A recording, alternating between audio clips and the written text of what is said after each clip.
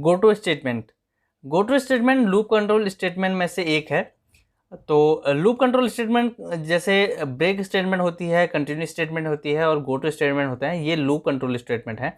जितने भी हमारे लूप्स हैं यानी कि for loop, while loop, do while loop, तो इन लूप्स को कंट्रोल करने के लिए कुछ स्टेटमेंट होते हैं जिनको कि लूप कंट्रोल स्टेटमेंट बोलते हैं। उनमें से गो टू स्टेटमेंट जो है हमारा एक है और इसके बारे में आज हम इस वीडियो में बताएंगे।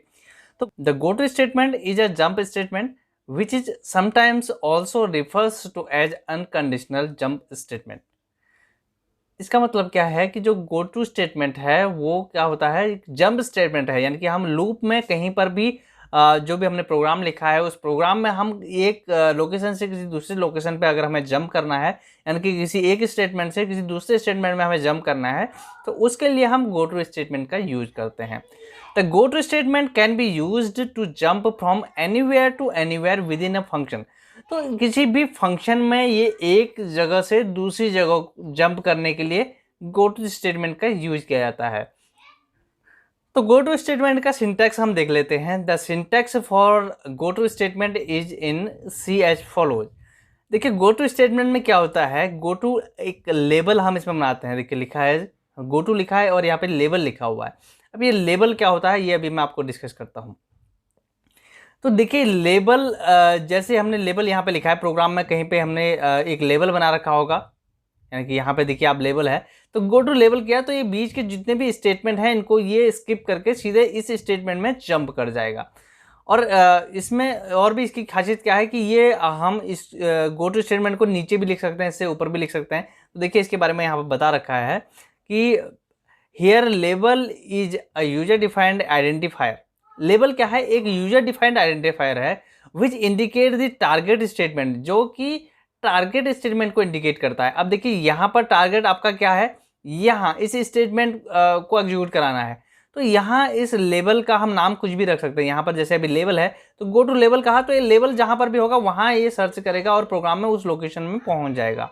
अब देखिए यहाँ पर इसकी जगह हम कोई नाम भी रख सकते हैं। हम यहाँ पर अपने प्रोग्राम से रिलेटेड कोई नाम रख सकते हैं, हम यहाँ पर XYZ रख सकते हैं, हम यहाँ पर दिल्ली रख सकते हैं, हम यहाँ पर कुछ भी लोकेशन ऐसी जहाँ पर कि हमें पहुँचना है उस लोकेशन पे हम इसको पहुँचा सकते हैं।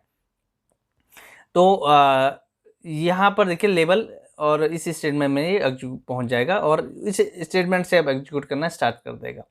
अब देखिए it can be any plain text. ये क्या हो सकता है, कोई भी प्लेन टेक्स्ट हो सकता है। जैसे मैंने आपको बताया कि कुछ भी यहाँ पर आप लिख सकते हो बशर्ते except C keyword and it can be send anywhere in this program. देखो तो सबसे पहले क्या है कि ये सी का कीवर्ड नहीं होना चाहिए। आप जानते हो कि सी में 32 कीवर्ड हैं, तो उन कीवर्ड्स में से ये नाम नहीं होना चाहिए। जैसे कि आप इसका नाम प्रिंटर नहीं रख सकते, आप स्कैनर नहीं रख सकते, आप इंट, फ्लोट, डबल इस तरीके का कोई नाम नहीं रख सकते। लेकिन जो भी सी के कीवर्ड हैं वो आप यहाँ पे नहीं रख सकते हो। फिर यहाँ पे लिखा है it can be send anywhere in the C program above और below to go to statement. तो इस गो टू स्टेटमेंट से आप इसको ऊपर भी भेज सकते हैं, नीचे भी भेज सकते हैं। यानी कि जो ये लेवल है ये इस गो टू जो स्टेटमेंट है वहाँ से ऊपर भी हो सकता है और नीचे भी हो सकता है। आप इसको नीचे से ऊपर भी भेज सकते हो, ऊपर से नीचे भी भेज सकते हो प्रोग्राम में कंट्रोल को। तो इस तरीके से आप इसको कहीं पर भी सेट कर सकते हो, अपने लूप को कंट्रोल कर सकते हो। तो आइए इसको मैं अब एक प्रोग्राम से आपको समझाने की कोशिश करता हूं कि किस तरीके से हमारा गो टू स्टेटमेंट वर्क करता है। तो देखिए इस प्रोग्राम से हम गो टू स्टेटमेंट को समझने की कोशिश करते हैं। यहाँ पर सबसे पहले देखिए ऊपर हमने इंक्लूड stdio.h लिखा हुआ है, इंक्लूड कोनिया.h लिखा हुआ है। यानी कि हमने जो हेडर फाइल है स्टैंडर्ड इनपुट आउटपुट और कंसोल इनपुट आउटपुट की वो हमने इंक्लूड कर लिया अपने प्रोग्राम में। उसके बाद हमारा वॉइड मेन, हमने जो मेन फंक्शन है वो स्टार्ट किया है। इसके बाद हमने एक वेरिएबल लिया है i जो कि इंटीजर टाइप का है, जिसको कि हमने 5 वैल्यू असाइन कर रखी है। इसके बाद क्लियर स्क्रीन हमने लिखा हुआ है, क्योंकि सी प्रोग्रामिंग में आप देखते हो कि वेरिएबल डिक्लेरेशन के जस्ट बाद ही, यानी कि डिक्लेरेशन के जस्ट बाद हम क्लियर स्क्रीन को यहाँ पे लिखते हैं। उसके बाद यहाँ पर एक लेबल बनाया हुआ है, अभी आपने सिंटैक्स में देखा था लेबल, तो यहाँ पर अशोक नाम से मैंने एक लेबल बनाया हुआ है। उसके बाद सेमीकोलन दिया हुआ है, तो ये हमारा लेबल यहाँ पे बन रहा है। और लेबल के अंदर देखिए हमने क्या लिखा हुआ है, डू हमने यहाँ पे लिखा हुआ है और डू की जो बॉडी है वो यहाँ पर लूप यानी कि स्टार्ट हो रहा है। इसके अंदर हमने कंडीशन दी हुई है इफ़ i =10।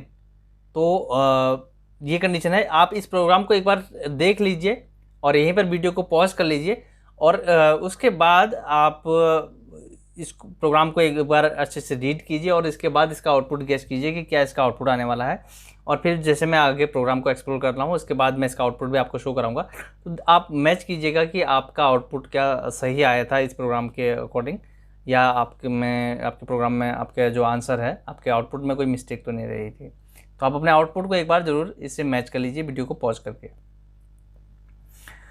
तो देखिए अब यहाँ पर हमने इसके अंदर एक इफ़ कंडीशन लगाई है। इफ़ में मैंने क्या लिखा हुआ है कि i = 10, अगर i की वैल्यू 10 है, जैसे अभी 5 है यहाँ पे, क्योंकि हम लूप में i की वैल्यू को इंक्रीज यहाँ पे कर रहे हैं, तो i की वैल्यू जैसे इंक्रीज होते जाएगी तो कभी ना कभी i की वैल्यू 10 यहाँ पे होगी।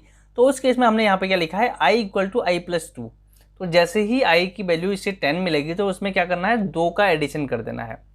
तो ये 2 का एडिशन उसमें करेगा और गो टू अशोक, ठीक है, गो टू अशोक। अब यहीं से हम इस लूप से कहाँ भेज देंगे, इसको यहाँ पे भेज देंगे वापस। तो ये क्या करेगा, अगर जैसे पहली बार जब लूप चलेगा तो i की वैल्यू अभी क्या है, 5 है। तो i की वैल्यू अगर 5 है तो ये कंडीशन ट्रू नहीं होती है, तो इस इफ़ के अंदर वो जाएगा ही नहीं, सीधे सीधे कहाँ आएगा, यहाँ पे printf के पास में आएगा। printf के पास में आएगा और यहाँ पर एक /n हमने दिया हुआ है यानी कि न्यू लाइन के लिए, तो न्यू लाइन करेगा और उसके बाद %d यानी कि इंटीजर टाइप की कोई वैल्यू, किसकी वैल्यू, i की वैल्यू 5 है तो 5 वहाँ पे प्रिंट कर देगा। देन i की वैल्यू में 1 का इंक्रीमेंट हो जाएगा, i++ हमने लिखा है यहाँ पे, 1 का इंक्रीमेंट हो जाएगा। और देन यहाँ पर कंडीशन चेक होती है वाइल की, क्या i की वैल्यू जो है वो <15 है। तो i की वैल्यू क्योंकि 5 यहाँ पे प्रिंट किया तो, और एक इंक्रीमेंट करने के बाद भी 6 हुआ है, तो 6 अभी भी है 15 के। तो क्या होगा, फिर से इसी लूप में ये वापस चलेगा, यहाँ पर डू लूप है, फिर से ये वापस जाएगा और इस लूप के अंदर एंटर करेगा। यहाँ पर फिर इसको इफ कंडीशन मिलेगी, क्या 6 = है 10 के, यानी कि 10 के बराबर है 6, नहीं है तो इस इफ के अंदर ये जाएगा ही नहीं, सीधे कहाँ आ जाएगा, प्रिंट स्टेटमेंट में आ जाएगा और यहाँ पर 6 प्रिंट करेगा, ये इंक्रीमेंट होके 7 हो जाएगा। और फिर से यहाँ कंडीशन चेक होगी, क्या 7 < 15 है, तो कंडीशन अभी भी ट्रू है, तो फिर से ये लूप ऐसे एग्जीक्यूट होता रहेगा जब तक कि इसको 10 नहीं मिलता है। तो जब ये इंक्रीज होते 10 हो जाएगा तो उस केस में क्या होगा, इफ़ 10 = 10, क्योंकि i की वैल्यू 10 हो चुकी है तो ये कंडीशन ट्रू होगी, तो अब ये इस इफ़ के अंदर जाएगा। तो देखिए यहाँ पर आप देखिए इफ़ का ब्रैकेट हमने स्टार्ट भी किया है, इसका क्लोज भी किया है, और यहाँ पर आप इस तरीके का फॉर्मेशन देख रहे हो कि टेक्स्ट थोड़ा आगे पीछे लिखा है। इसको आप सीधे एक ही लाइन में भी यहाँ पर लिख सकते हैं, कोई इस तरीके का स्पेस देने की ज़रूरत नहीं है, ये बस थोड़ा सा अंडरस्टैंडिंग के पर्पज़ से मैंने इस तरीके से बनाया हुआ है।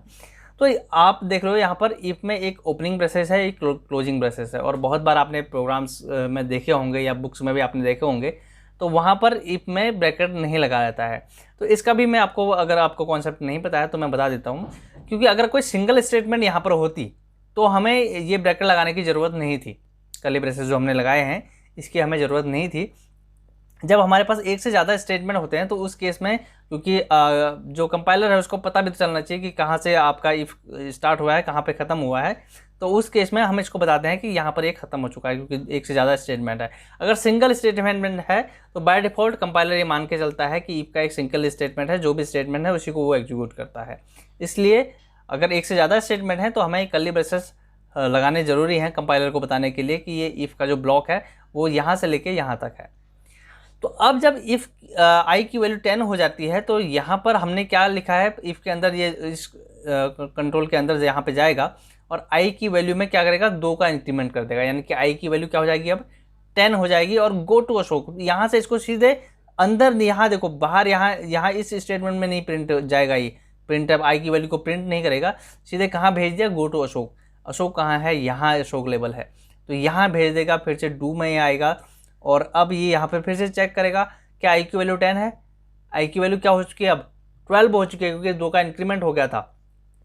तो i की वैल्यू जब 12 है यानी कि इसके इक्वल टू नहीं है, तो ये इस इफ से बाहर आएगा और यहाँ कहाँ जाएगा, प्रिंटफ स्टेटमेंट में जाएगा और यहाँ पर न्यू लाइन प्रिंट करेगा, मतलब न्यू लाइन में चला जाएगा और उसके बाद % d यानी कि i की वैल्यू को प्रिंट करेगा। i की वैल्यू क्या है, 12 है, यानी कि ये कुल मिला के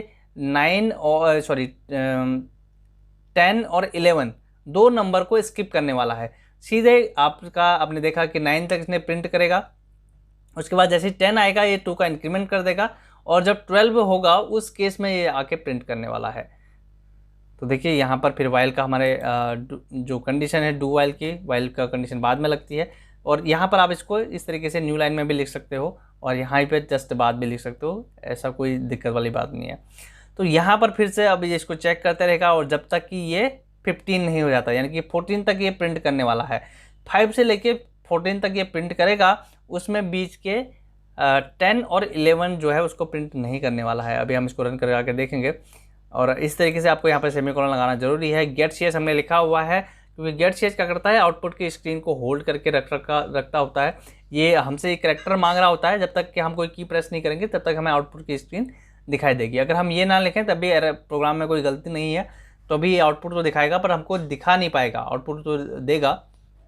और उस केस में आप अगर Alt F5 करते हैं तो आपको आंसर दिखाई देता है, और ये इसका क्लोजिंग है। तो यहाँ पर इस तरीके से बनाने से क्या होगा, आपको मेन का ओपनिंग और क्लोजिंग ब्रेसेस दिखाई दे रहा है, डू का ओपनिंग और क्लोजिंग दिखाई दे रहा है, इफ का ओपनिंग और क्लोजिंग दिखाई दे रहा है। तो जितने ब्रैकेट हमारे ओपन हैं उतने ब्रैकेट हमारे क्लोज भी होते हैं। इससे ये ठीक से हम क्लियरली कर सकते हैं। जब आप नेस्टेड लूप में देखेंगे तो बहुत सारे जो है आपके कर्ली ब्रेसेस होंगे, तो वहाँ पर कई बार ऐसा होता है कि जब स्टार्टिंग में हम नए होते हैं और प्रोग्राम बना रहे होते हैं, और उस केस में हमें आइडिया नहीं आता है कि कितने हमने ओपन किए हैं कितने क्लोज किए हैं। तो इस तरीके से अगर आप बनाओगे तो आपके एरर कम रहेंगी। तो अब इसको मैं रन करके दिखाता हूँ। तो ये देखिए, ये आउटपुट इसका आ चुका है 5, 6, 7, 8, 9। उसके बाद 10 और 11 स्किप हो चुका है, 12, 13 और 14 यहाँ पे प्रिंट हो रखा है। तो आई होप कि आपको ये समझ में आ चुका होगा गो टू स्टेटमेंट का, कि किस तरीके से है आप इस प्रोग्राम को नोट कर सकते हो। और अगर आपको ये प्रोग्राम अच्छा लगा हो तो आप वीडियो को लाइक ज़रूर कीजिए, और चैनल को अगर आपने सब्सक्राइब नहीं किया है तो चैनल को सब्सक्राइब कर लीजिए। धन्यवाद।